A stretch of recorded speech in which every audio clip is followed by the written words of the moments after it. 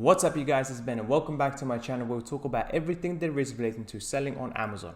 So for today's video, what I want to do is cover Amazon retail arbitrage. In today's video, what I want to do is explain to you guys exactly what it is, because I believe some of you may not know, given that majority of the videos on my channel covers Amazon FBA. I will be speaking what it is, but also why I personally think it's not the best business model for you guys to start off with at the moment. I understand it's tempting, especially when you're running on a very low budget. Retail arbitrage can be a good way to make a little bit of money in the very beginning, given that you don't have to put a lot of money up front. With that being said, there are a couple of things that I really want to make sure you are aware of before you go into that rabbit hole. That being said, guys, if you are interested in selling on Amazon FBA, your own private label products, which is what I talk about all the time, and you want to get a little bit of extra help, I do carry out now one-to-one mentorships, so please don't forget to check the links down below. Otherwise, if you want to use some of the business tools that I use and support the channel, quite frankly, and basically get links to Helium 10 where you get 50% off, Jungle Scout 30% off, Transferwise where you get £500 transferred to your Chinese supplier completely free of charge, or Tide, the perfect business bank account to start off your Amazon FBA business. Check the links down below, and with that being said, let's get straight to the video.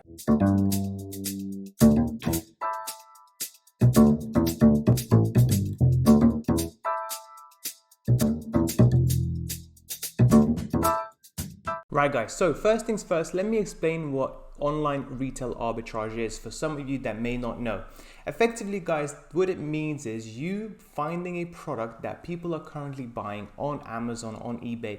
You find that particular product elsewhere cheaper, okay? And you can pretty much do that with any well-known brand, and maybe even not a well-known brand.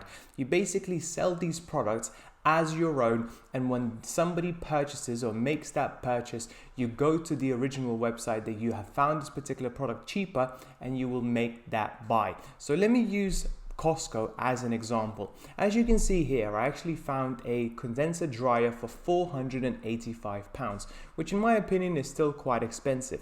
But what I was also able to do is find exactly same product here, as you can see, for £569. It's a Bosch tumble dryer, AKG, exactly the same thing, exactly the same code.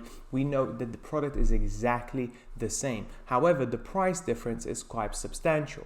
Okay, now what would retail arbitrageurs do effectively is, first of all, they will go onto the calculator, and this is where they will use Helium 10 revenue calculator. They will put in the cost, which is what they would have to pay Costco to get the product, and then they will see that if they make a purchase on Amazon, they will make £43 effectively. Now, the good thing about retail arbitrage is the fact that you get the money from your customer first before you make the purchase, and that means you do not have to put any of your own money at all. Effectively, anybody can start doing this straight away, and the way it works is the customer makes the purchase on Amazon. He gives you the £569, and then what you will do is use that money to make the purchase on Costco for £485. And what the best thing is that you can then type in the customer details into the Costco website and get Costco to directly deliver that particular tumble dryer, in this case, to the customer. You do not have to deal with this particular product. You do not have to interfere. You don't have to do anything. And for that transaction, for that one transaction, you will make £43. And that, in theory, is quite good. And for people that are interested in retail arbitrage, something that I was doing quite a while back, I would say if you're going to go that route, go for the more expensive products, because the spread and the profit margin is much bigger than if you were selling something as little as £5, £10, £15 and so on. Okay, now why do I personally think this is not the best way for you to start your online selling journey, so to speak? I personally think selling on Amazon is not the best idea from a retail arbitrage perspective. You can go ahead and do that on eBay or Facebook Marketplace, and there is still some money to be made. However, the reason why I don't like Amazon is for two reasons. Number one, retail arbitrage has now been around for quite some time, and a lot of people know about it. And as a result, the profit margins are getting smaller and smaller and smaller, but the risks you're taking are quite great, because at the end of the day, think about it, guys. If somebody wants to buy this tumble dryer for £569 and then decides they don't want to anymore, you have to deal with that refund. Then you will have to speak to Costco and try and get your own money back as well. And this can provide quite a lot of headaches, and it's something that my little brother is dealing with at the moment. But second, and even more importantly, is that majority of people that go onto Amazon, they want to ideally sell their own products from China. But the way they gather up that capital for that initial purchase is from retail arbitrage. But the problem is that retail arbitrage is not really allowed by Amazon, because what they can do is they can easily suspend your account and ask for proof of invoices and various other things to confirm that what you're selling is legitimate, and also to confirm that you are allowed to resell this item.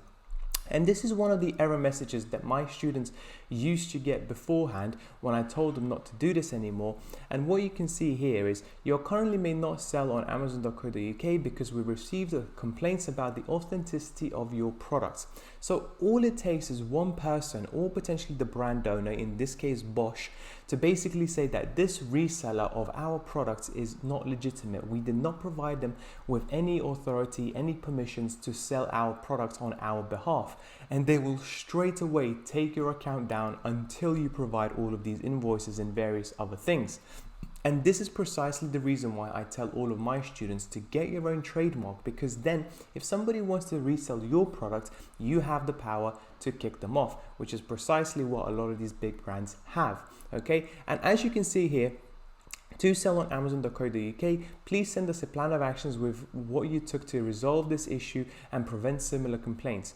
And also, you have to include copies of invoices or receipts from your supplier issued in the last 365 days, and the contact information from your supplier, including name, phone number, address, and website.